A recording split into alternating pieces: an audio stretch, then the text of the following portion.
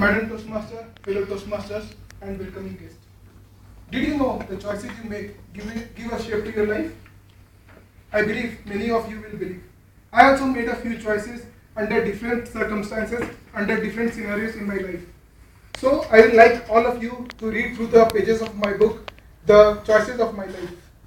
The chapters of those books are Immaturity and Infancy, Petting of Wild,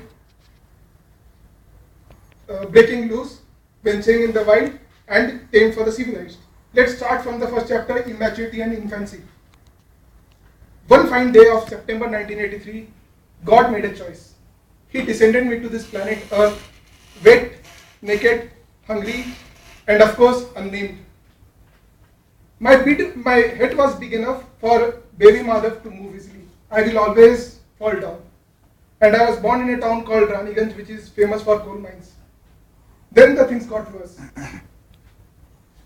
The baby in me had a mammoth task. Even with those extra mass in my head, I had a mammoth task of recalling the name of 28 family members.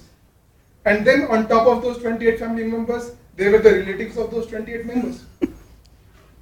Still, I don't remember much of my childhood, but what I've heard from others is that I was a bit more on the naughtier side, with bits and pieces of stubbornness. During my nursery days, it was like I was one of the shortest in my age group, and then I was famously known for beating up bulkier, heavier, and the stronger guys whoever tries to intimidate me. During my childhood, I had an obsession with opening of closed household items. So suppose if I land up in kitchen unsupervised, then it will be a nightmare. Within a few moments, the kitchen will be a mess. Then let's move to the second chapter, that is Petting of the Wild. For my parents, I was wild enough, and they wanted the tiger in me to be caged. So they hired a ringmaster in the form of a teacher. So she had a unique way of punishing. She will put pencil and twist my fingers, etc. So at that time, till class 3, I was more of like all time is playtime, no time is study time. But because of the ferocious, dominating teacher, somehow I was able to find a balance between study time and play time. Particularly during that phase, everybody elder from me seems to have one or the other advice. Don't do this, do this. And I was not very happy at that phase, and I was more of a listener with a preset boundary which I should not cross, and which the tiger in me never liked. Let's move to the next chapter, that is Breaking Loose. After my class 10, everybody wanted me to join commerce and help in business, which has been my family tradition for long time. But I didn't want to follow the tradition, and I wanted to break loose. So I just did it. So I joined science to break the cage, and other reason were like most of my friends, whom we call as Chaddi Dost, were also joining science. So but I could not convince my parents to do both of my wish. So it was loosened up, but it was not free to go. So I had to join science. I studied science, but I joined business, which was a mustard oil business.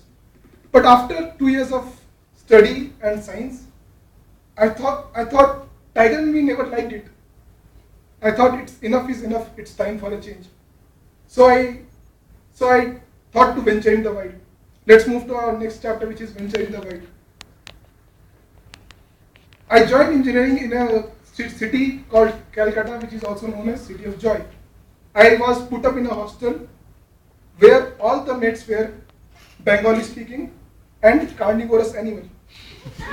At that time, I could not understand Bengali, and I was herbivorous animal. To me, this hostel seemed more like a hospital where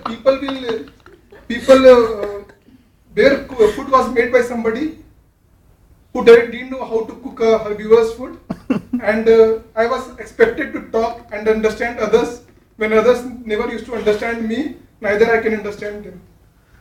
So I had two options, either to go back and join the business, or venture in the white. So I think with differences it has great advantages also. Within a year I learned Bengali and I could mingle with them easily. We used to share our similarities and celebrate our differences. In the third year of my college, something special happened to me. The so-called Kishan Kanhaiya, which I was popularly known, was no more there. He was transformed into a characteristic of more like Lord Rama. And then in third year, as everybody said, love conquers everything. It conquered me at that time. Later on in my third year of college, I also got placed in Saskin. But people around me were not getting placed, and the placement scenario was really bad. So we thought to do a strike, and we just did it. After 4 years of college, I thought, okay, enough of study. Now they have transformed me from a wild animal to somebody who was ready for the civilized. I should say, tamed for the civilized. Let's move to the next chapter, which is tamed for the civilized. This phase starts for me when I joined Saskin in 2005. It was followed by me with a plethora of trainings, including the one from etiquette. This training had a unique thing in which one of the instructor came and showed us one plate. It has 6 to 7 different kinds of spoons, and which spoon to use with different kinds of items. So I've never seen so many spoons in any restaurant being served with a single plate. I hope you guys would not have seen it. I started my career with the IDEN Bluetooth team, to which our great Santosh is also part of. Then I moved to audio manager team.